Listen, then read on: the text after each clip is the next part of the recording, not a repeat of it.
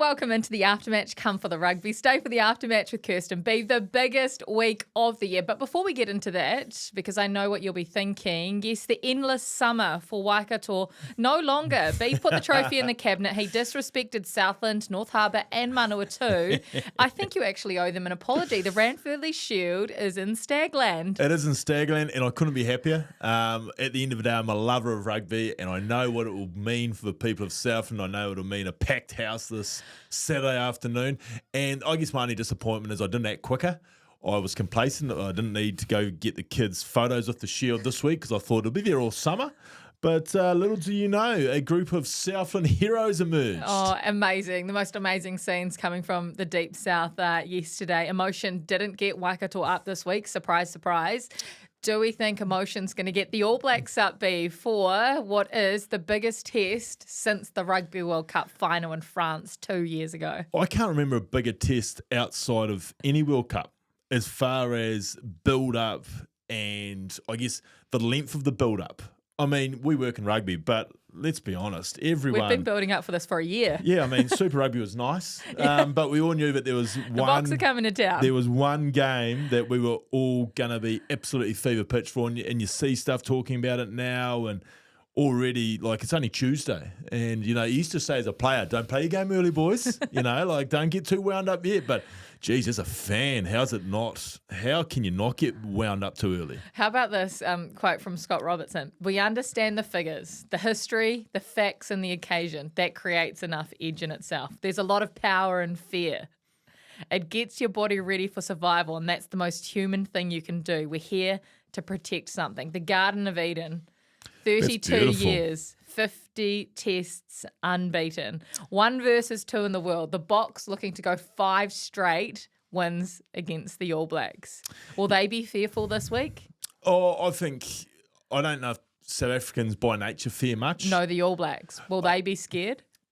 They won't be scared of the challenge. They will be conscious of, you know, you're always conscious of the records, you know, and whatever you're playing for, you don't want to do this or you don't want to do that. I mean, I can remember when we had the Aussies and a lot of us were starting because some of our big names were out. And at the time, it was 20 years or 15 years through this winning record. And we didn't want to be the team that lost it there. So I think it's actually great to hear Razor talking like that. The fact that he's well and truly aware of it. And the team will be well and truly aware of it. But they've got some settled guys up there that will lead the way this week. Like I'm looking... Guys like Cody Taylor, Scott Barrett, Ardie Savea, they will lead the forward pack and the rest will get on board. And for that, I think all of that will be a factor.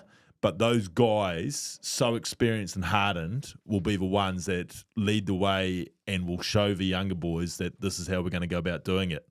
Did the coaches that you were under in the All Blacks camp, did they used to talk about these records? Did they used to talk about the Bledisloe Cup, the unbeaten streak at Eden Park? Because clearly Razor is using that during the week.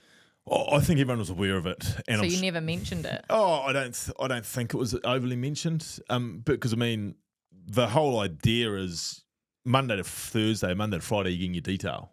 And then being an All Black and jumping on the bus and going to Eden Park and seeing Auckland get swept up by it, then that's going to, the emotion will look after itself. You know the importance. I mean, these guys have been getting told all year about the game at Eden Park. You know, they're not immune to it. So they don't need to have blackboard sessions about, 20 years ago they beat this lot and that lot. So they're aware of it. You know. So do you think this is just things Razor's saying in the media?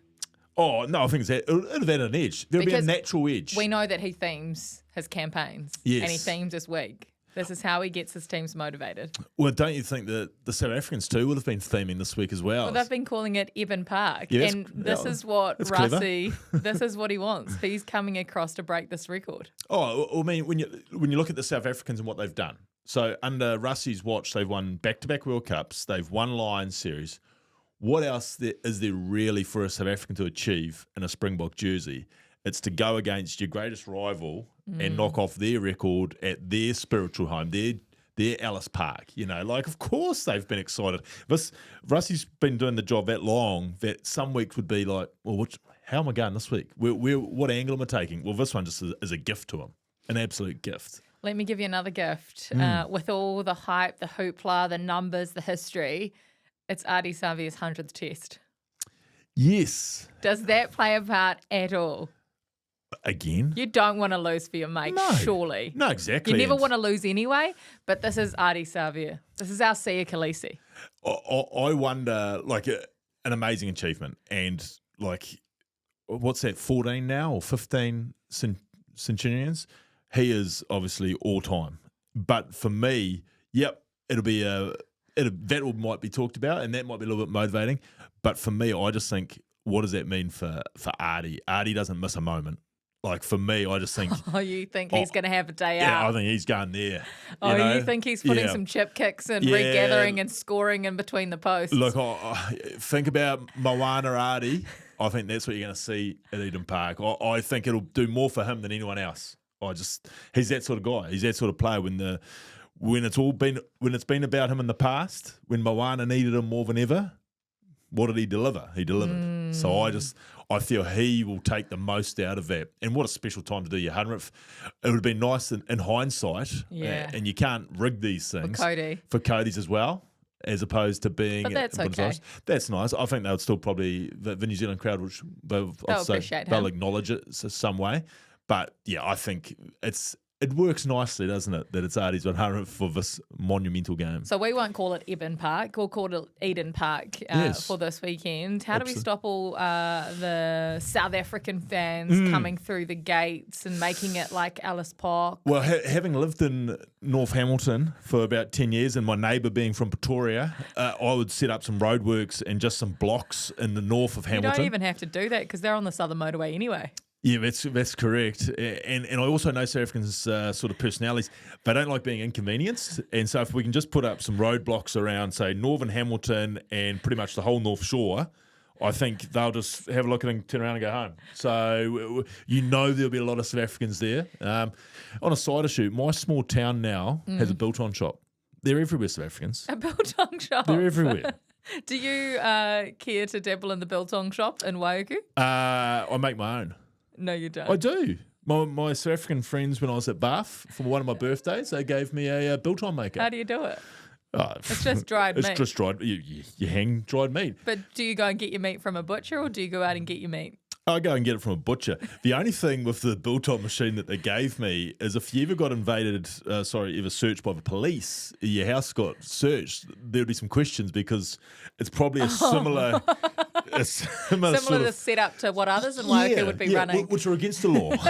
So I'm always conscious of if there's ever a police raid, not to have my biltong machine just sitting there. You're pretty much South African now that you've got a biltong machine and you actually brought it back from Bath as well. I'll tell you what, I won't be come Saturday night. But we know you can't bring biltong through customs in New Zealand. I learned that the hard way. You can't bring it across with you, so you need your machine here. Beav, I'm nervous about this game. Can you allay some fears? Well, I can. I think there's been a lot of hysteria about Argentina Test 2. Dump it. Forget it. They unfortunately, they all probably played one of the poorer games together. Usually somebody's going to be able to carry them through. They didn't. Couple that with the yellow cards. I thought they'd been really tracking well. The thing that gives me encouragement is the way that they're playing, as far as their intent and what they want to be playing. Because if they'd been playing similar to sort of last year, where it was a bit slower, but more deliberate, I think we'd be sitting ducks for the South Africans. But we have shown an intent and a belief of trying to play with tempo that gives me hope, Kirst. And like sometimes coaches are coy with things. Razor hasn't been. I saw a press conference yesterday. He said, well, we know what's coming. And he cheekily looked to the skies. So that's great. They know what's coming. We all know South Africa blends a little bit of the free spirit play with all these exciting backs that they've got, but we also know when the acid comes on, it goes one direction, and we know what's coming, so therefore you can plan for it. We've had 2 weeks to work out how to diffuse high kicks, because that's clearly been an Achilles. These coaches and senior players, they won't have rested for 2 weeks. They would have been literally trying to break down how we're going to be better at this. Would they not have? Because, like, for those that don't know, South Africa have been in the country for 10 days by the time this test comes around. The All Blacks were back in the country. They went on break. They only assembled together on Sunday night. So they're only together for 6 days. Does that not matter?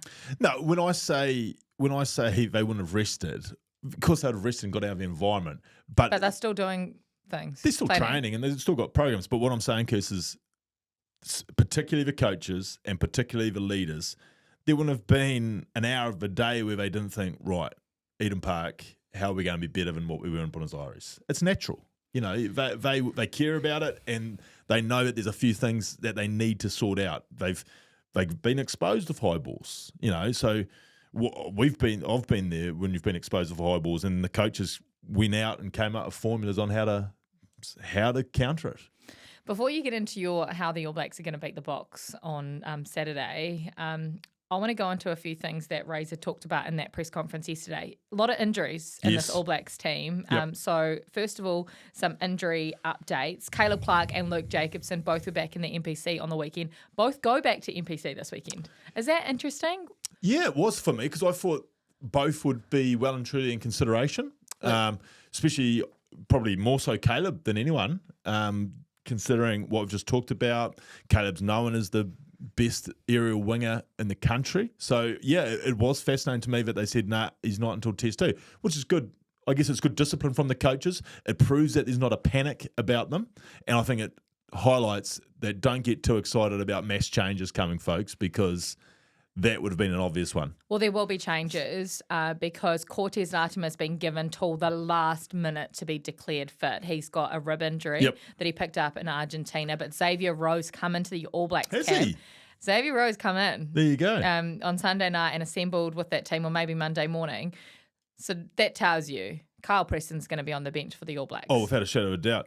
The good thing, bad thing, about Cortez's injuries, it's not cartilage. So going forward, cartilage never leaves you. It's always going to be very, very abouts. But if it's a fracture or a crack, then I mean, there's probably ways that they can nurse that easier than the cartilage. And the big one, because he's back. We've been talking about him being back in the country for as long as we've been talking about South Africa coming to town, because it was signposted when he signed back in New Zealand that he was going to be back in the All Blacks. It was a matter of when, not if. Lester Whanganuku. 5 tests in, and he's now been called into the environment because Timothy Tavatavanawai fractured his arm, unfortunately playing for the Mako in the first 20 minutes on the weekend. Yes. That brings Big Lester in. Sad news for one of the favourites of the Aftermatch this year, in Tavatavanawai, but as you mentioned, Big Lester was always going to be included at some point this year, and now with what's happened and all the injuries that they've decided now's the time, there's no doubt that he could add something. He is a super talent. So, first of all, they had to get an exemption for him to come in because he wasn't actually allowed to play for the All Blacks because he hadn't been playing. So that's how he's actually in this environment now and wasn't originally named in the Rugby Championship squad. Razor was asked about it yesterday. Is Lester going to play this weekend? And he said, everyone's eligible to get picked. That's why they're here. The good thing about Lester is he can play multiple positions. He's a great power athlete. He holds his feet beautifully. He attracts defenders. We're really pleased he's come straight back into the fold and he's performed at the highest level. That tells me, Beav, he's playing. He's playing. He's in the 23 this weekend. Razor's just softening the blow and getting us ready for team naming on Thursday. Lester's name will be there. On form and ability, 100% you could understand it. On being in sync with the rest of them, that would be the interesting thing for me. Is it just not possible to get up to scratch with the systems? Systems-wise and intelligence-wise, that'll be of calls and all the rest. It's just names and a bit of homework. He'd be fine and fat. I just wonder, you think about the defence point of view, such a critical position. So therefore, could you see him starting at centre, having been with the guys 3 days? I'm not talking at centre. How much has he played with Geordie Barrett as a 12? So I think you put a line through that. That's not happening. You're talking not at the centre. I'm talking wing or on the bench. Starting winger, it's more believable than starting centre, but probably the bench, if anything. Could you see it happening? I could after those comments. I still just think is 4 or 5 days enough to get in tune with everyone? You're the only one that would know that, having been there yourself, you know what I mean? I mean, we're all just speculating from the outside. Like, he's a super talent. It's possible for him to get up to speed and go there. They'll probably judge it themselves. They'll just be watching training going, but lost, or nah, he's in tune. Okay. So it could happen. Lester Whanganuku, watch this space. Thursday, team naming. You forgot how big he is? Humongous. When you see him out on the NPC field, geez, he dwarfs people. Threatening. Very threatening. Look, we will probably do a team naming reaction, so make sure you like and subscribe to this post. The All Blacks, how do they beat the Boks this weekend, Beav? What are the keys for you? The keys for me is playing our brand of footy. And so it's a build on what they've already done. They've tried to play at tempo and they've tried to play with more width this year, which I think is crucial. So when I say they've got to play with intent and a bit more speed, it's things like not kicking out.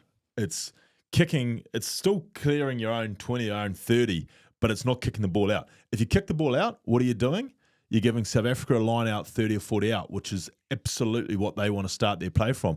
But I'm thinking we have to, like the Australians did, particularly in Test 1, when they're coming out their own 20 or own 30, they went to width. What does that mean? It means that South Africa's going to already be holding players back, so the line speed's not going to be as fast. So then if you get to width and it's not on to move it, then you've got guys out there like Geordie, like Will Jordan, you got wingers who are capable of kicking down a tram line, and you get them to kick. What does that mean? Well, it means you're going to get one South African by himself coming across, be it a fullback or the blindside wing, and then you're also making their forwards run 50 metres. And they're going back, and then they're box kicking back to you. And all you've done there is you've kept the ball on the park, you've moved them, and you've got easy yardage without giving them, on their terms, the ball. And so just things like that. Things like if there's a chance to go quickly from quick lineouts, you go quickly. And the other big thing around, I guess, getting the South African forward pack to move and chase is how we go about playing the game. And we've seen a tendency sometimes from this All Black team where they get into the middle of the park, but then they come back to where they've come from. And essentially all that's doing is allowing the Springboks to make a tackle, reload, and then make another tackle where they've come from. I think we need to make them chase us. So if we go to the midfield with a carry for one of our strong midfielders or loose forwards, then keep going the same way. And again, you're shifting the point of attack, but you're also making their forwards go from one side of the field to the other.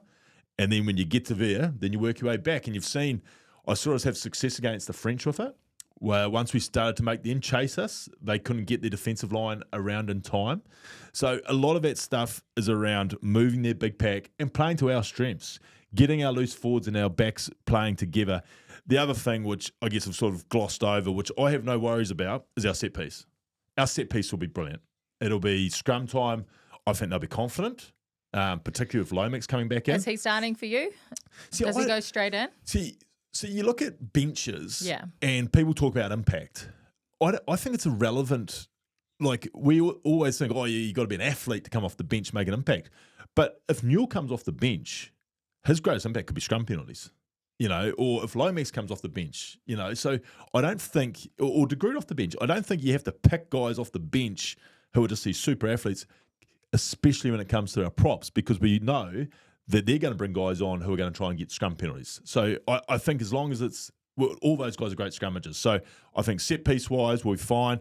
Line out wise, I think we'll be fine again because they've committed or made a bet, I think, of Tupou Vai at 6. So we've got 3 locks on the field. Of 3 locks on the field. So therefore, 3 great targets. Cody Taylor, great line out thrower. I don't have any concerns there. So we're going to get our ball on our terms. You don't think that the South Africans could get in Fabian Holland's head? First test against South Africa for the young kid? Look, Evan strikes me as a bit of a of course he will. He'd be our Brodie Retallick, right? But Scott Barrett's not going to just allow things to happen on his watch. He's the leader, he's the captain, and I'm sure he'll look after him. But Fabian also strikes me as someone he's not going to shy away from it, And Tupou now, he's very much an experienced All Black, and he's got a bit of what about him too, which I like. And I just think that if we can dominate, or not dominate, but have on our terms, our set piece on our terms, we get our kicking game right, which for me is keeping the ball on the park and isolating their back 3. And then getting into a bit of a kicking duel with them. Because again, what does that mean, Kirst? It means their forwards are constantly moving. And we saw when the Aussies got that happening in Johannesburg, it opened up space for them. Because we've got the attacking ability, but you just have to open up the space in the first place. When you talk about our attacking ability, Will Jordan, we know he's had some season, hasn't scored for a few games though. You reckon he's ready to just open up and he's due. Hat-trick? Well, give him a hat-trick. Get him in your fantasy team as captain. I need to. Thanks for reminding me. I need to get onto my fantasy team. But no, I mean, for me, you're out of the running because you forgot to change your second team in Argentina. I will change that. I mean, you say he hasn't scored a try for a while. It's irrelevant. you know, like I see what he did when I was lucky enough to be live in Cordoba. He's as sharp as ever. You know, the try set up for Cortez Latama, he looked like on another level. So I feel he's ready to explode. And, you know, if you know, you get your set piece right, you get momentum, you get them chasing you, then he's the perfect foil. You know, the great thing about him is him hunting around Bodie Barrett against forwards, not loose forwards, but forwards who, you know, are big men, maybe not that agile going backwards, because that's the thing. We've got to get momentum into our game, because then that negates the Springbok defence, the line speed. If you get them going backwards, then they can't come forward quickly. And then if they're not coming forward quickly, then they're sitting on their heels. And that's when your Bodie Barretts, your Will Jordans can start floating around. Sevi Reese is obviously a very busy winger around rucks and what have you. So there's going to have to be a lot of emphasis on getting momentum first to bring those sorts of boys into the game. How important is leadership, and not just the toss of the coin 30 minutes before kickoff, the manipulating the ref at certain times of the match, the decisions to go for the corner or take the 3 points? How important could leadership be in this test? Because surely this is going to be close either way.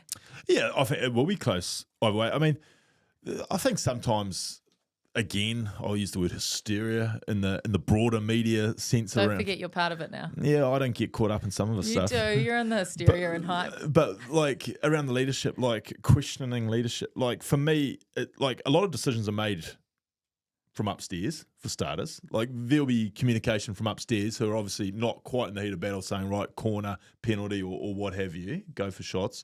And then a lot of the stuff is predetermined anyway. Like you go into games knowing that we're going to do this from here, that from there.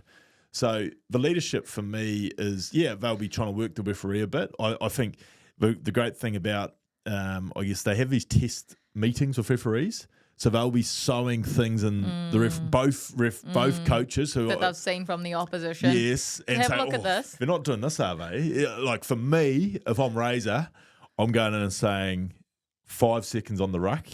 Is it still a law? I know that we had it in Super Rugby, but if that's still a law, then I'm going to the referee and saying, mate, we're not allowing 5-second rucks. Blow your whistle, be brave. Because that is a big part of the South African game. They get their platform ready to kick off. So there's just things that you'll notice throughout the game. If there's some penalties that you haven't seen from a while, Kirst, you'll know that the coaches have got to the referee and been hot on it all week with them in their meetings. Okay, let's talk about our Black Magic moment of the week. Yes. Our Black Magic moment, and we want you to vote on it. We're going to give you 2, like we have done in the past, since there's no MVP for you to vote on this week. Actually, let's give out our prize pack from last week's winner. Yeah, to Juzzo 7. Congratulations, Jacob. You love Parker on debut, so that was brilliant. And we will get your Black Magic prize pack out to you, of course, brought to us from our great mates at Black Magic Tackle. Jump across to blackmagictackle.com. You do that superbly, Beav, every single week. Couldn't do the show without them, though. So very absolutely grateful for their support. So and how exciting, though. I know we've got an exciting test match going forward, but how exciting. We're in spring, which means summer's close, which means the fishing's going to get better. So what fish are you bringing me next week? Do you know I tried to get you some whitebait yesterday? And what happened? I don't know if you're aware of the weather that was around my area yesterday. But bit of wind, bit of rain. All I got was a cold. And I actually had a misdemeanor and ended up in the Waikato River. We slipped trying to put the screen in, but all's well, it ends well. Oh, good. Well, you're still here. Yeah. Tell you what. No whitebait, but you're here. I'm here, and it was actually quite refreshing. It was actually not as bad a temperature as I thought it might have been. How long did you stay in? Because you don't mind a swim, do you? Yeah. Don't mind a wee ice bath. Yeah, we hot cold. Look, probably long enough to recover my calf muscles from a tough run in the morning. Oh, there you go, for a few seconds then.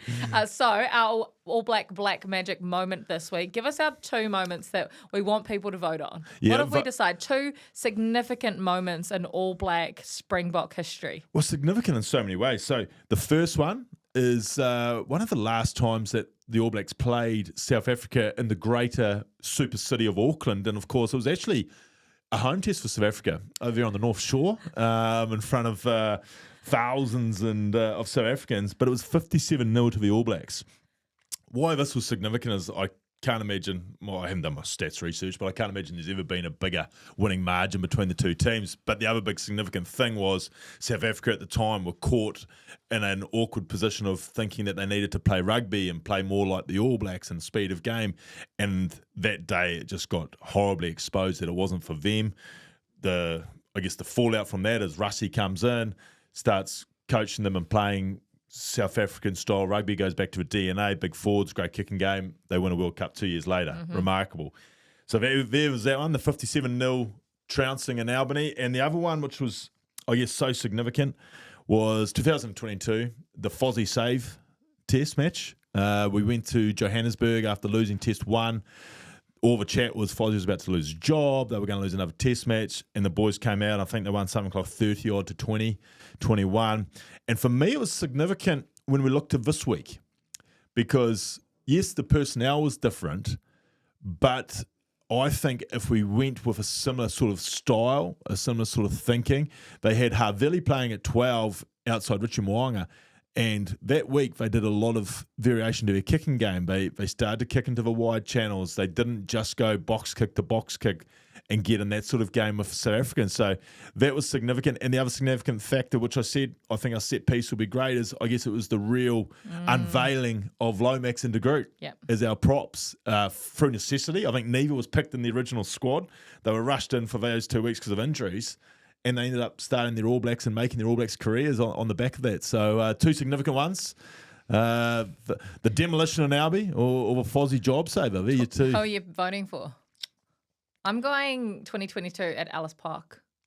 Yeah, I like that one too because of I think it's just got a little bit of spice and I guess correlation to this week where the kicking game, the set piece, I mentioned that those 2 boys emerged and did so brilliantly well. So yeah, let's hope for more of. Well, let's get your votes. Make sure you vote in the comment. What do you think was the best moment between the All Blacks and South Africa for you? Was it the 2017 hiding, the home game for South Africa at QBE North Harbour Stadium, or Ian Foster's job was saved in 2022 at Alice Park? We're going to do a part 2 of the podcast once again, just like we did last week. So part 1, All Blacks related. Part 2, we're going to talk about the Springboks.